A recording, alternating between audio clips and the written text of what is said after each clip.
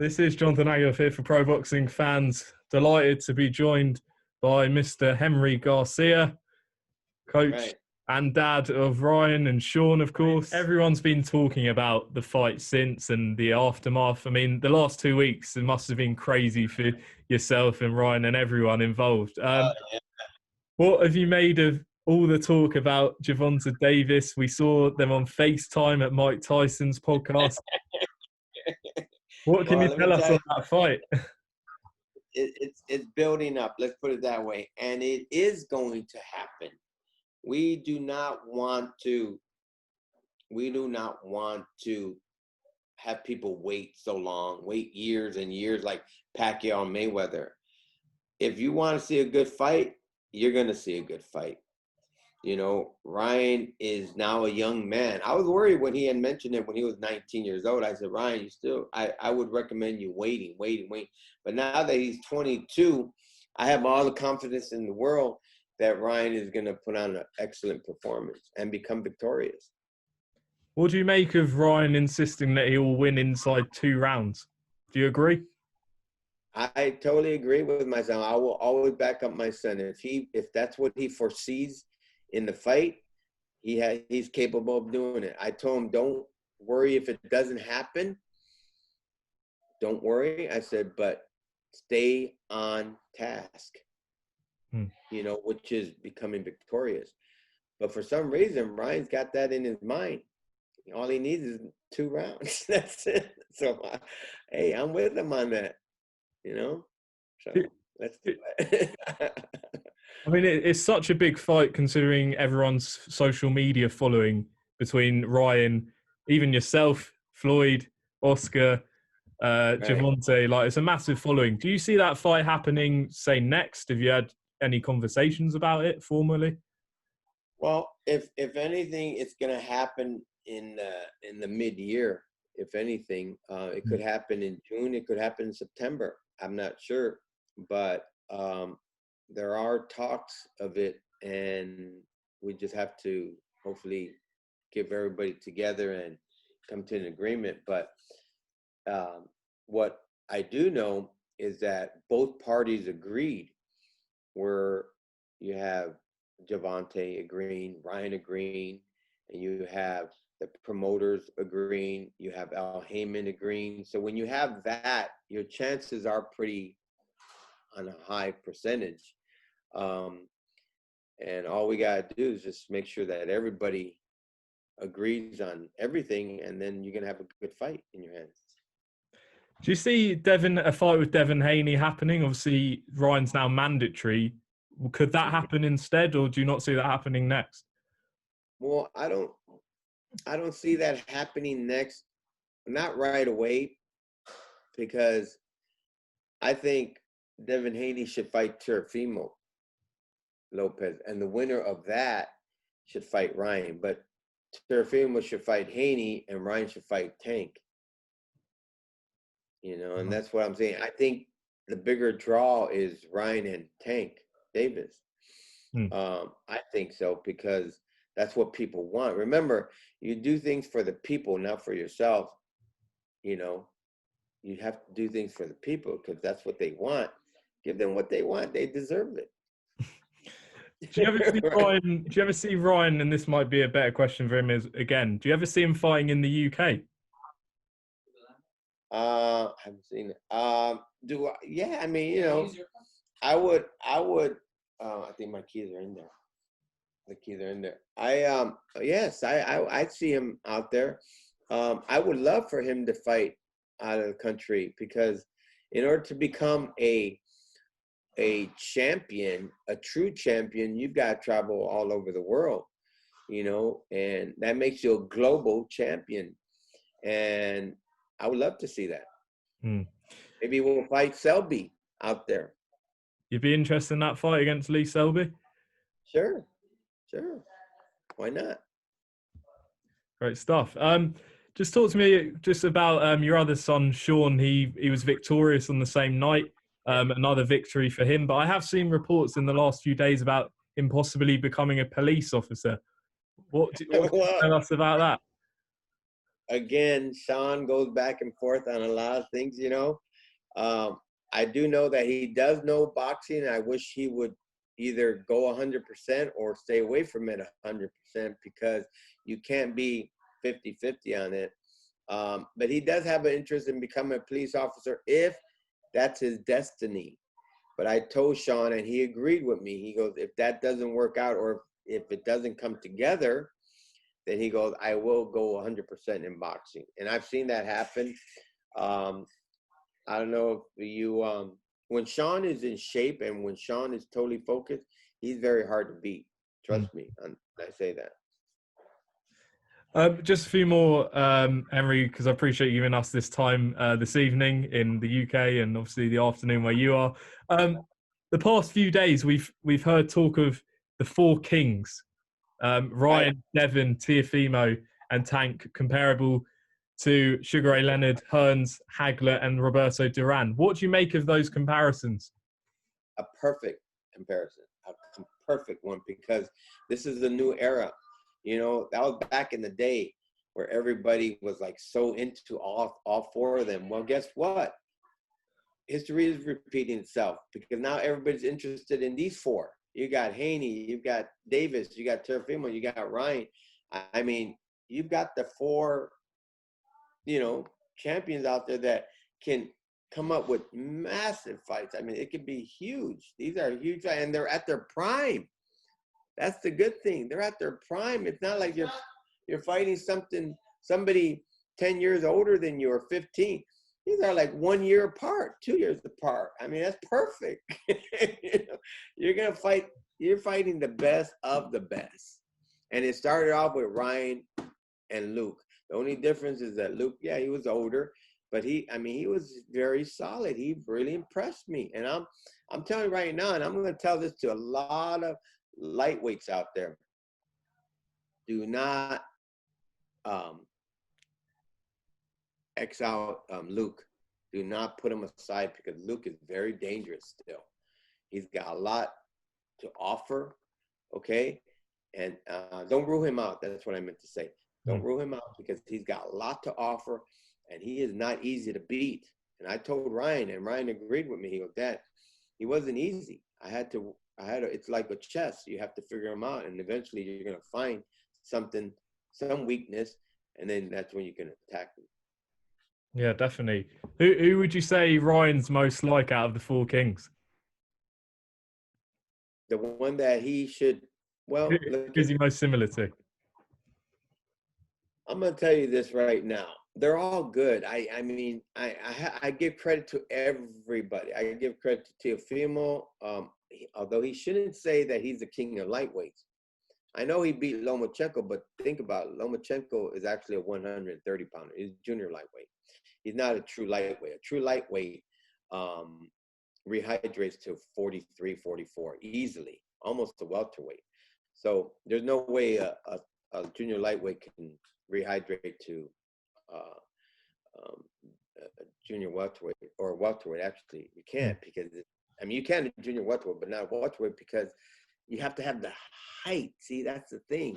You have to have the height in order to consider yourself like king, you know, and you got to beat everybody. So if Teofimo beats Haney, if he beats Tank, and if he beats Ryan, then I'm going to say you are the king. And same goes for Ryan. If Ryan beats Tank, Haney, and Teofimo, then he's a king. And it goes on and on. But do not call yourself the king unless you've beaten everybody. And I'm telling you, that's why you guys are in for some good matches. Trust me. Because we're all saying yes. All the fighters are saying yes. Teofimo's saying yes. Tank is saying yes. Haney is saying yes. And Ryan is saying yes. What more do you guys want? Fingers crossed. Right? Yeah. And what do you make of people saying that Ryan is the next big thing in boxing, that he is going to go on and even surpass some of Oscar De La Hoya's promoters' achievements? What does that even mean to yourself? Well, it means a lot to me, and I believe in it because I know if anybody knows my son, you're looking at him right here. It's me. Okay. My son has the ability to be super, super champion because of his work ethics, of the way his IQ is, and the way his heart is, his determination. I mean, it's unreal. The way he works out, it's just unreal. But I love it because I know that he's preparing for a big fight. If he didn't prepare the way he did against Luke Campbell, I would have been worried. And that's why you asked me earlier, how was I nervous or anything like that? I'm not nervous because I know what he has done in the past. I know what his camp was like. We were there. I know what he trained for. So there's no way I'm going to get nervous. But just let's face it, in boxing, people do get knocked down, unfortunately. But can they come back? Yeah. Like Juan Marquez, Juan Marquez is another one. He got dropped, a few times, but he will get back up. Pacquiao, same thing. So every good champion will eventually get rocked or dropped. We don't know when, but it could happen to anyone. Yeah, I mean, do you not think it's important as well for this to happen early on in his career? And he proved to everyone that he could get up and continue fighting in the way that he did. That's amazing, and that says a lot about Ryan. That proves to people, because there's a lot of people that were doubting him because of his social media presence and his popularity. But guess what? It didn't go their way. I mean, Ryan is a true boxer. See, a lot of people don't know this, okay? That Ryan started at age 7. Back then, we didn't even hear Instagram. We didn't even know Facebook. We didn't even know the internet at the time. So why would they even say something like that? They don't know what we went through, all the hours and all the months and the years and all that, all the traveling. They don't know that. So when somebody says, "Oh, I could beat your son," I'm thinking, really? So do you know what he's been through? Do you know him as an amateur? And if they say no, I'm gonna say, you're crazy. That's what they said about Romero Duno. Remember Romero Duno? That he was gonna knock out Ryan because he's got knockout power. Ellie Setback, the reporter, told me, "Hey, Henry, aren't you worried about Romero Duno?" I said, "Am I worried?" I said, I never even knew the guy in the amateurs, so why should I be worried? The one I knew in the amateur was Devin Haney. Some other guys that were there, in the amateurs. Teofimo, we heard about him, but he was already gone. There's Brian Lua, another good boxer. There's a lot of good. Virgil Hill. Virgil Ortiz, and these are boxers that were right next to us. They were right next to us. So if you want to know about boxers, it all starts there, because there's no way out. It's like you go to a party, you're going to see people that that you're going to see eventually, and that's how it is in amateurs. The person that's sitting next to you probably be the person that you're going to fight for a world champion someday. Trust me on that.